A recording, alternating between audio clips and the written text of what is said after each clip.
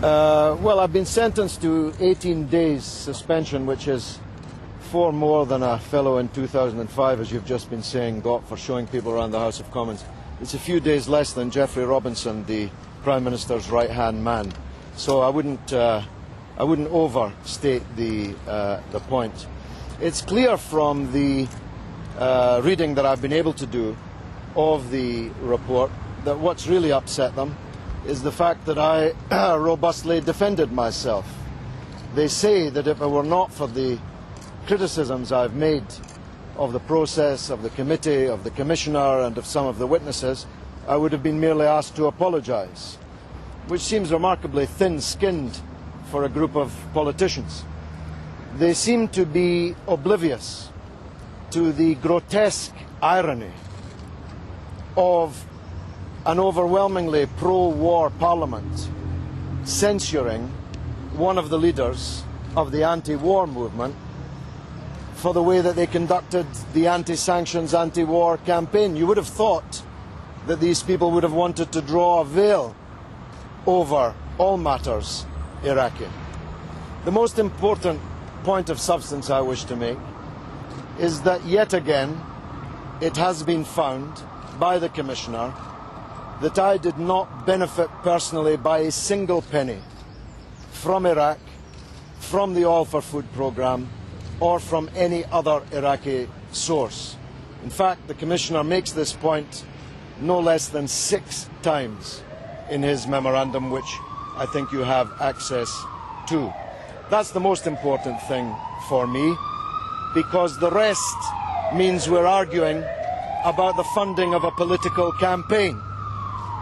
Now, again, I would have thought that the people in the building behind me are probably the last people on the earth who have any right to criticise anyone for the way they fund political campaigns. This is a Parliament that's full of party donors, some of whom are convicted fraudsters, convicted thieves, and indeed in the last few days a convicted rapist.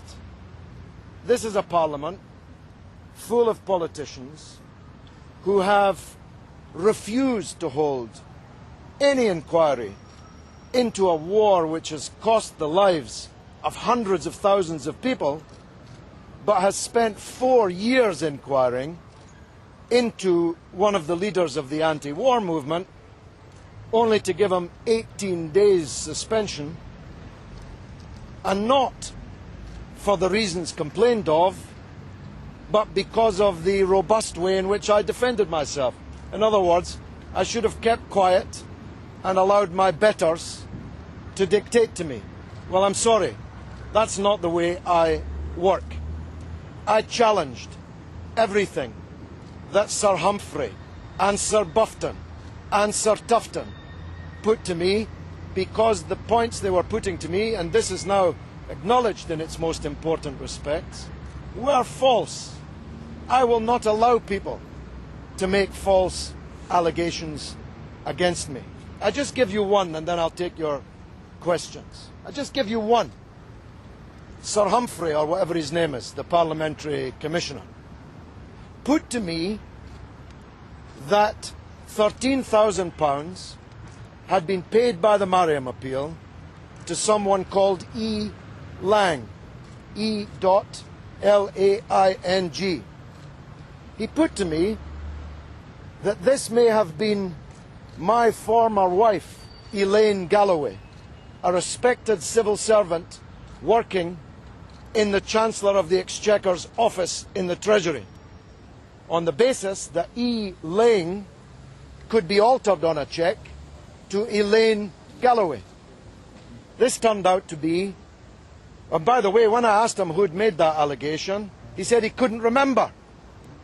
Is it really plausible that the Parliamentary Commissioner couldn't remember who had made an allegation as serious as that? It turned out that E. Lang was the personal assistant of the Director of Operations of the Mariam Appeal, who'd worked for him for 13 months. No apology has been given to me over that vicious accusation, no apology given to the utterly innocent civil servant in this report today. And is it any wonder when people put complete falsehoods to you that you respond vigorously? You know me. I'm not a person, I'm not a punch bag. If you aim low blows at me, I'll fight back. And that's what I've done, and that's what I've been suspended for. It's there in black and white. If it were only the matters complained of, they would have merely required an apology. But because of the way I defended myself in this inquiry, I'm to be deprived of the benefit of the company of the honourable gentlemen and ladies behind me for 18 days. It will be painful, I assure you, but I intend to stagger on regardless. Mr. Galloway, you're live Yes. on BBC News 24. Do you deny covering up where the money came from? I never covered up where the money came from. I never asked where the money came from. The Mariam appeal had three main donors: the King of Saudi Arabia, the Emir, now dead, of the United Arab Emirates, and the chairman of the Mariam appeal, Fawaz Zurikat.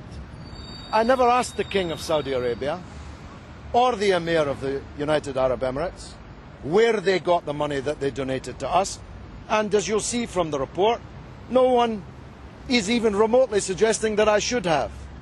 I did not ask from which part of their substantial wealth any of the three donors to the Mariam appeal gave their money. I was merely glad that they gave it.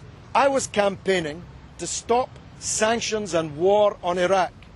If these people behind me had listened to me, hundreds of thousands of people now dead would still be alive, and Britain would not be in peril here at home and around the world.